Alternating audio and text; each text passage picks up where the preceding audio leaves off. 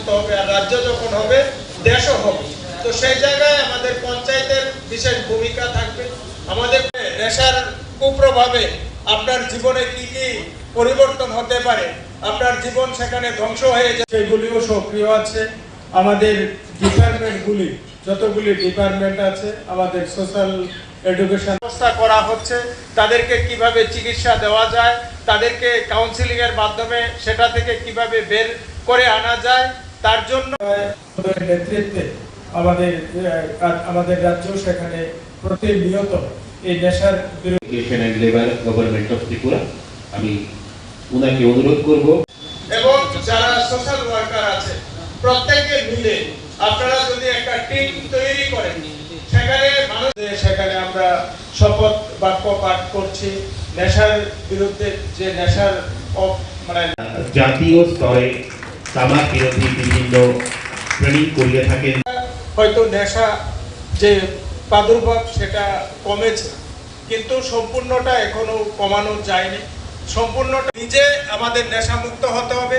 নিজে নেশামুক্ত হওয়ার পর আমাদিগকে আমার পাড়া যেটা আছে সেটাকে নেশামুক্ত দিতে এবং প্রত্যেক জনগণ সেখানে এগিয়ে আসতে হবে। আমাদের মাননীয় মন্ত্রী মহোদয় উনি প্রায় সময় ত্রিপুরা গঠন করা যায় আমাদের মাননীয় মন্ত্রী মহোদয়ের নেতৃত্বে। তো সেই জায়গায় বিভিন্ন স্থানে আমাদের স্কুল কলেজ থেকে না করি তাহলে সেই কাজে সফলতা আসবে না।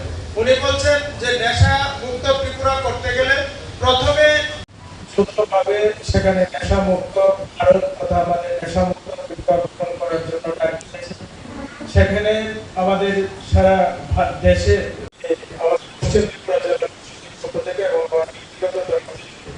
অনেক শুভেচ্ছা এবং অনুরোধ করব আমাদের আজকের এই স্টেট লেভেল ওয়ার্কশপের ইনঅগুরাল সেশনের যিনি প্রধান অতিথি আমাদের সঙ্গে রয়েছেন শ্রী টিঙ্কু রায় মহোদয়। যতটুকু মানুষের জন্য করবে এতটুকুই তুমি যখন ক্ষমতায় থাকবে না তখন তোমাকে মানুষ স্মরণ করবে।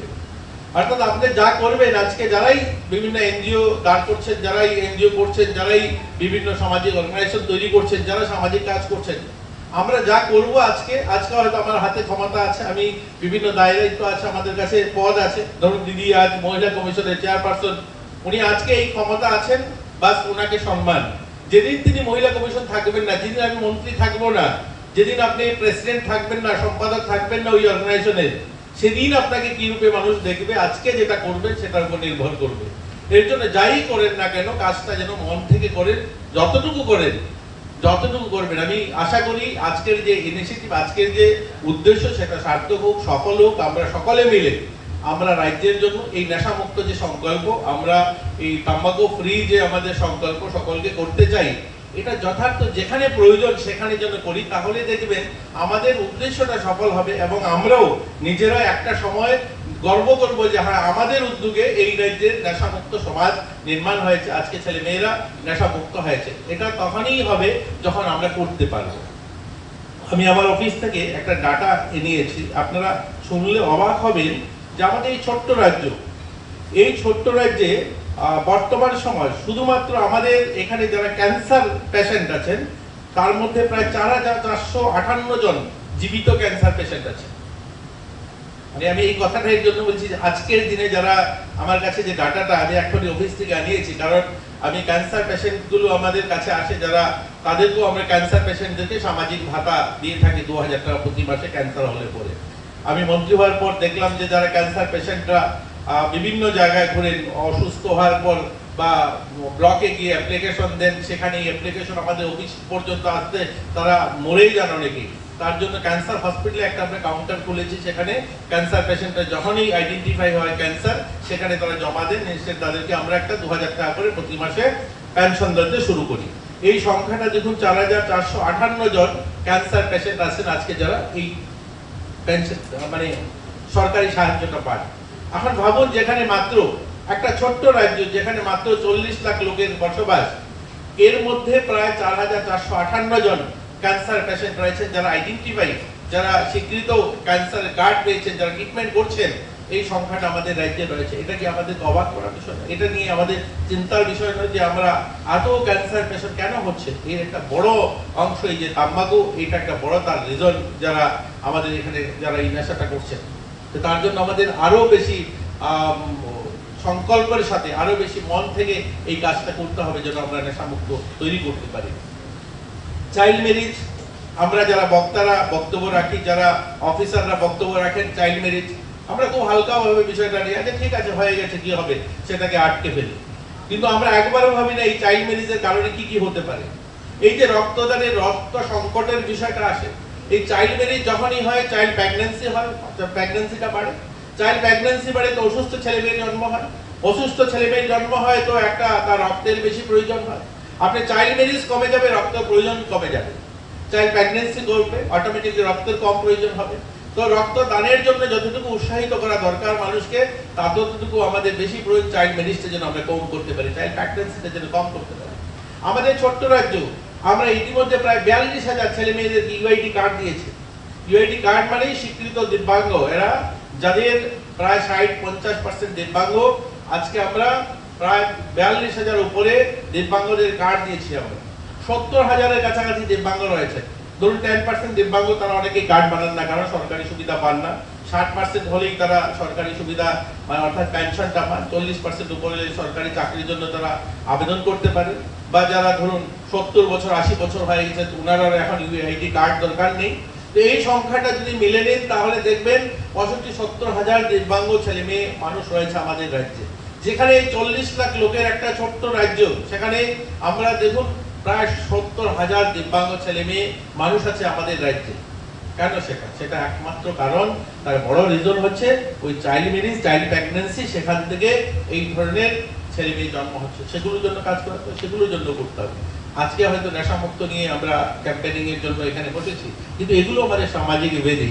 শুধুমাত্র যেগুলো আমরা দেখি যে হয়তো ড্রাগসটা, এটা এগুলো আমাদের সামাজিক ব্যাধি। প্রত্যেকটা সামাজিক ব্যাধির জন্য আমাদের সমাজ সেবক যারা আছেন, যারা আপনারা অঙ্গীকার নিয়েছেন যে আমরা সমাজের এই কাজগুলো করব, আপনারা সেগুলো মন থেকে করবেন। আপনাদেরকে ধন্যবাদ জানাই, আপনারা উপস্থিত হয়েছেন, আমার আলোচনা শুনেছেন। আর আপনাদেরকেও ধন্যবাদ জানাবো আমি আমাদের ভলান্টিয়ার হেলথ অ্যাসিস্ট্যান্টকে, সুজিত বাবুকে, সুজিত ঘোষ মহোদয়কে আমাকে আমন্ত্রণ জানিয়েছেন। আপনাদেরকে সামনে এই কথাগুলো তুলে ধরার সুযোগ পেয়েছি। ভালো থাকবেন সবাই, এবং সবার কাছে আবারও আমার করজোরে আবেদন থাকবে, যতটুকু কাজ করি মন থেকে করব, হৃদয় থেকে করব, যেন মানুষের কল্যাণে, সমাজের কল্যাণে আমরা কিছু একটা করতে পারি। তবেই আমাদের সার্থক হবে আমাদের এই সমস্ত অর্গানাইজেশনে যুক্ত হওয়া বা এখানে আসা শোনা, তবেই আমাদের এই আজকের মিটিং অ্যাটেন্ড করা সার্থক। ধন্যবাদ। বলবো না, সংক্ষেপে কয়েকটা কথা বলি, আমি আমার আলোচনা শেষ করব। এই নেশামুক্ত স্লোগান এটা আজকের নয়, অনেক দিন ধরে চলে আসছে এই নেশামুক্ত স্লোগান, যে আমাদের নেশামুক্ত ভারত নির্মাণ করতে চাই, নেশামুক্ত ত্রিপুরা নির্মাণ করতে চাই। দেখুন তখনই সম্ভব হবে যখন আমার আগে বক্তা বলেছেন, আমি অনেকগুলো বক্তব্য বলেছি যে আমি যখন নেশা ছেড়ে দেব, আমি যখন নেশা করব না, আমি যখন আমার পরিবারকে বলবো কেউ যেন নেশা না করে, তখনই আমরা নেশা মুক্ত সমাজ নির্মাণ করতে পারবো। আমি নেশা করব, আমার পরিবার নেশা করবে, আমার আত্মীয় স্বজন আশপাশ নেশা করবে, আর আমি নেশামুক্ত স্লোগান দেব, তবে সেটা নেশামুক্ত সমাজ নির্মাণ করা খুব কঠিন চ্যালেঞ্জ। আমাদের প্রথমত আমাকে সিদ্ধান্ত নিতে হবে নেশা করব না। এখানে একটা সার্ভে ওনারা সবার কাছে কাগজটা দিয়েছে, দেখবেন এই যে গেটস গ্লোবাল অ্যাডাল্ট তাম্বাকু সার্ভে স্ট্যাটাস যেটা ত্রিপুরা দিয়েছে, এটাতে দেখুন 2016-17-তে আমি দিদিকে বলতে চাই, আমাদের মহিলা কমিশনের সভানেত্রী যিনি বলছেন যে অনেক পুরুষ লোক, আমি জাস্ট কন্ট্রোভার্সি না, জাস্ট আমরা যেহেতু এক ঘরের মধ্যে আমরা একটা সবারই সংকল্প আমরা নেশামুক্ত সমাজ নির্মাণ করতে চাই, যে সমাজ কোন দিশাতে এগোচ্ছে। দেখুন এখানে বলা হয়েছে যে পুরুষদের মধ্যে 44.4% অর্থাৎ পুরুষরা নেশা করছে, এবং 10.5% প্রাপ্তবয়স্ক মহিলারাও নেশা করছে। কিন্তু এই যে সিনথেটিক নেশা, যেটা দমপাই, যেটা অন্যভাবে ইলেকট্রনিক যেটা নেশা, সেটা তো দেখুন এখানে 40% পুরুষদের মধ্যে, মহিলাদের মধ্যে প্রায় 56%। মানে এই যে একটা আমাদের কি বলবো অপসংস্কৃতির দিকে ধাবতি হচ্ছে, শুধুমাত্র পুরুষ নয়, মহিলা, পুরুষ, যুব, মানে সকলকে আজকে এই আসক্তির থেকে বার করা আমাদের একটা বড় চ্যালেঞ্জ আমাদের জন্য।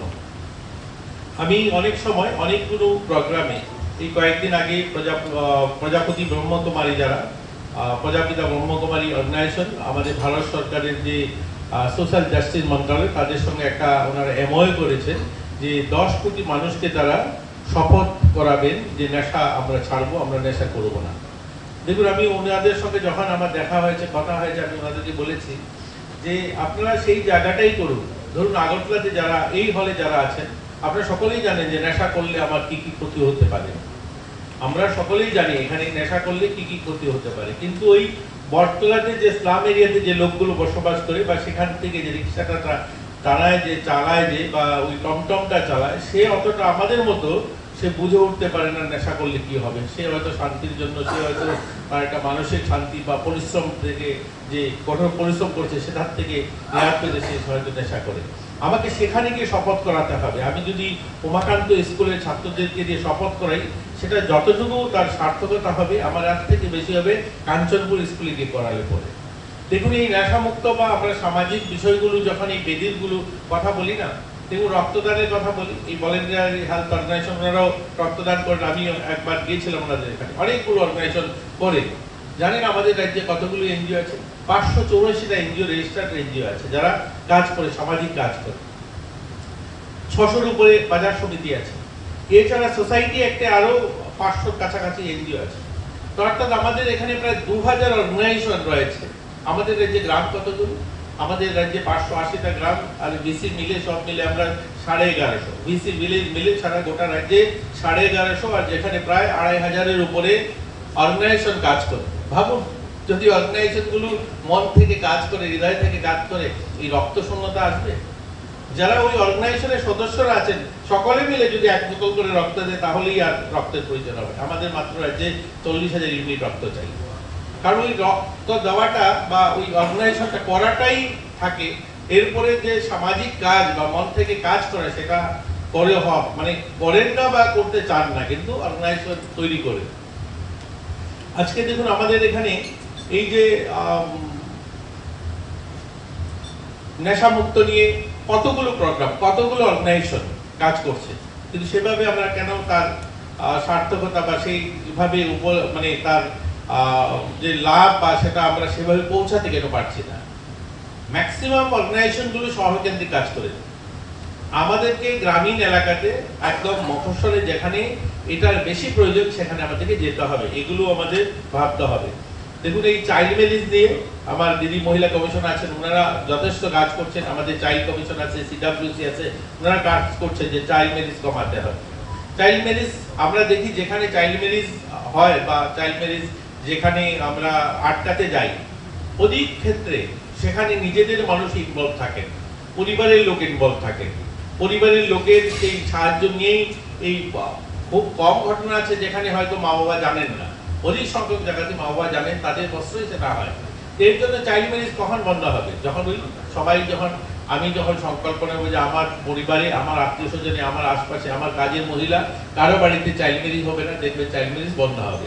চাইল্ড ম্যারেজ এর জন্য বন্ধ করাটা আমাদের জন্য কঠিন চ্যালেঞ্জ, কারণ এই সমস্ত অর্গানাইজেশনের সঙ্গে যারা যুক্ত আছেন তারাও সেখানে কোনো না কোনো ভাবে যুক্ত থাকেন ওই চাইল্ড ম্যারেজের সঙ্গে। এর জন্য এইগুলো থেকে আমাদের বেরিয়ে আসতে হবে। এই জায়গাটা যদি আমরা সুনিশ্চিত করতে না পারি, তাহলে এই চাইল্ড ম্যারেজ আটকানো আমাদের জন্য মুশকিল হবে।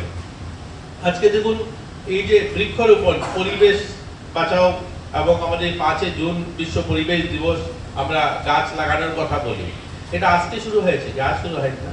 1973 রাষ্ট্রসংঘে সিদ্ধান্ত হয়েছে যে 5 জুন বিশ্ব পরিবেশ দিবস, গাছ লাগাবে গোটা বিশ্ববাসী।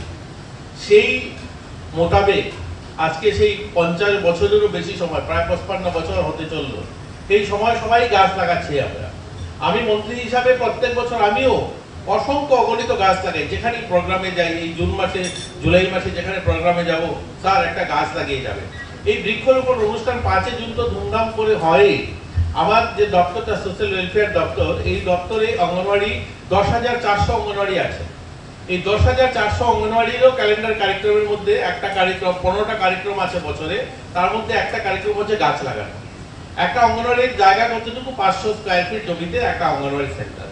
এখন 50 বছর যদি একটা করে গাছ লাগায়, সেখানে বাচ্চা মানে যাওয়ার, অঙ্গনওয়াড়ি করার জায়গা থাকবে না। আজকে ভাবুন, উমাকান্ত, তুলসীবতী বা এমবিবি কলেজ, গোটা রাজ্যের কথা, এটা জাস্ট একটা উদাহরণস্বরূপ বলছি। আজকে উমাকান্তের মাঠে প্রত্যেক বছর 10টা গাছ লাগিয়ে যদি থাকেন শিক্ষক মশাইরা, মন্ত্রীরা, বিভিন্ন আমলারা, তাহলে কত গাছ হওয়ার কথা ছিল? 500-700 গাছ। সেখানে বিল্ডিং, সাইকেল, কিছু বিল্ডিং করবেন তো দূরের কথা, সাইকেল রাখারও জায়গা থাকবে না উমাকান্তের মাঠে। কোথায় গাছ আছে? কি গাছ নেই। কারণ গাছ নেই কেন? গাছ লাগানো হয়েছে, গাছ বাঁচানোর কোনো সংকল্প ছিল না যে গাছ বাঁচাতে হবে। আমি গাছটা লাগিয়েছি, সেটাকে কি করে বাঁচবে তার কোনো পরিকল্পনা গ্রহণ করা হয়নি। গাছ লাগিয়ে চলে আসলাম, তারপরে বছর আবার গেলাম, আবার গাছ লাগালাম, এই চলছে 50 বছর ধরে। এর জন্য দেখবেন প্রধানমন্ত্রী কিছুদিন আগে একটা স্লোগান দিয়েছেন গত বছর, বলছেন মা কে নাম এক পেড়। এই মা কে নামে এক পেড় অনেক বিশিষ্ট জনেরা বলছেন এটা আবার কি, এটা আবার কোনটা ড্রামা করছেন, মা কে নাম পেড় কেন? প্রধানমন্ত্রী বলছেন মায়ের নামে, মাকে যতটুকু আমরা ভালোবাসি, শ্রদ্ধা করি, এই ভাবনাটাই যদি গাছটা লাগানোর পরে বাঁচানোর চিন্তা করি যে আমার মায়ের নামে গাছটা লাগিয়েছি, কমসে কম এই গাছটা বাঁচুক, তাহলে ওই যে আমাদের বৃক্ষরোপণ তার সংকল্পটা সার্থক হবে। এর জন্য এই নেশামুক্ত ক্যাম্পেনিংটাও আমাদের সেই ভাবনাতে ভাবতে হবে, মন থেকে, হৃদয় থেকে। একদম আমরা যারা কাজ করছি, যতটুকু করছি, সেটা যেন সার্থক রূপ পায়। যেখানে গেলে দুটা লোককে আমি নেশামুক্ত করতে পারবো, তাকে অর্থাৎ তামাক ফ্রি করতে পারবো, সেই জায়গাটা যেন আমরা কাজটা করি। শুধুমাত্র অনুষ্ঠান বা ফ্ল্যাক্সে, ব্যানারে, পত্রিকাতে কোথায় আসবো, প্রচারে আসবো কিনা, সেগুলো ভাবনা ছেড়ে দিয়ে আমাকে মন থেকে, হৃদয় থেকে যাহা আমি 5টা লোককে নেশামুক্ত করব, এটাই আমার সংকল্প। দেখবেন অটোমেটিকলি আমরা আমাদের রাজ্যকে নেশামুক্ত করতে পারবো। আমাদের রাজ্যে দেখুন ওনারা হোম চালান, দিদিরা হোম চালান, অনেকগুলো হোম ওনাদের আছে। আমি যাই অবাক হই, এই যে বরজলাতে হোমটা আছে না, এখানে বৃদ্ধাশ্রম রয়েছে। এখানে বৃদ্ধাশ্রম আমি একবার গেলাম, তো আমি ওখানে মহিলা যারা আছেন ওনাকে জন্য কিছু কাপড় নিয়ে গিয়েছিলাম। ওরা বললেন বাবারে আমার আর কাপড়ের দরকার নেই, রাখার জায়গায় নেই টাঙ্কে। একটা বৃদ্ধাশ্রমের মহিলা আমাকে বলছেন যে আমার টাঙ্কে রাখার জায়গা নেই, এত কাপড় আছে। অথচ আমি এই যদি এরকম বৃদ্ধা খুঁজতে যাই, আজকে পেয়ারিছড়া বাগানে যদি যাই, বা আমি মনুভেলি বাগানে যাই, মুক্তিছড়া বাগানে যাই, বা সরলা বাগানে যাই, সেখানে দেখুন এরকম অসংখ্য মা দুর্গাপুজোতে একটা শাড়ি নেই, মানে কি করে পুজো তো যাবেন, সেটাই মানে একটা শাড়িকে হয়তো একদিক মানে ধুয়ে পরে আবার আরেকটা দিক যদি শুকনো রেখেছেন, এইভাবেও আছে অনেকে। যেই শাড়িটা শুকুলে পরে, হয়তো গামছা পরে বসে আছেন, শাড়িটা শুকুলে পরে তারপরে তিনি পুজোতে যাবেন, এরকম অসংখ্য মহিলারা আজও আছে আমাদের রাজ্যে। কিন্তু আমরা যারা সামাজিক কাজ করি, বা আমাদের যারা আমরা এই ধরনের সমাজ সেবার নাম করে আমরা দিতে যাই, আমরা কোথায় যাই? সকলেই পড়তে যাই। কেন যাই? যে সেখানে গেলে পত্রিকায় আসবে, দৈনিক সংবাদ, স্পন্দন, প্রতিবাদী কলম, সকলের সেখানে উপস্থিতি থাকবে, সেখানে পত্রিকাতে ছবিটা ওঠানো হবে, পরের দিন পত্রিকার পাতায় আসবে। আমি যদি সেই মনুভেলি বাগানে চলে যাই, মূর্তিচড়াতে চলে যাই, বা আমরা রাংরুং বাগানে চলে যাই, তাহলে তো পত্রিকার পাতায় উঠবে না আমার খবরটা। আমি যে দিলাম সেখানে এতগুলো শাড়ি, সেখানে আমার নাম তো আসবে না। এর জন্য সকলেরই আগ্রহ থাকে এখানে যেতে হবে, বড়জলাতে। তাহলে এই সমাজসেবা করার কোনো মূল্য নেই। সমাজসেবা করলে মন থেকে, হৃদয় থেকে করতে হবে, যে আমি দুটো মানুষের উপকারে আসলাম। কালকে একটা প্রোগ্রামে বলেছি যে মহাভারত দেখেছেন, মহাভারতে পিতামহ ভীষ্ম যখন শুয়েছিলেন, তখন কর্ণ গিয়ে দাঁড়িয়ে বলছিলেন, পিতামহ আমাকে একটা আশীর্বাদ করুন, আমি যখন এই পৃথিবীতে থাকবো আমাকে যেন মানুষ স্মরণ করে। তিনি বলছেন আশীর্বাদ তোমাকে ধনবান করতে পারে, বলবান করতে পারে, তোমাকে শক্তিশালী করে দেওয়া যেতে পারে, কিন্তু তুমি যখন পৃথিবীতে থাকবে না, তোমাকে তখনই মানুষ স্মরণ করবে তোমার কর্ম এবং তোমার সামর্থ্য। লংতরাই গুঁড়ো মশলা হোক বা সর্ষের তেল, আমার দেশের প্রোডাক্ট, দেশের স্বাদের আনন্দ। লংতরাই, লংতরাই, রান্নায় তোমাকে চাই।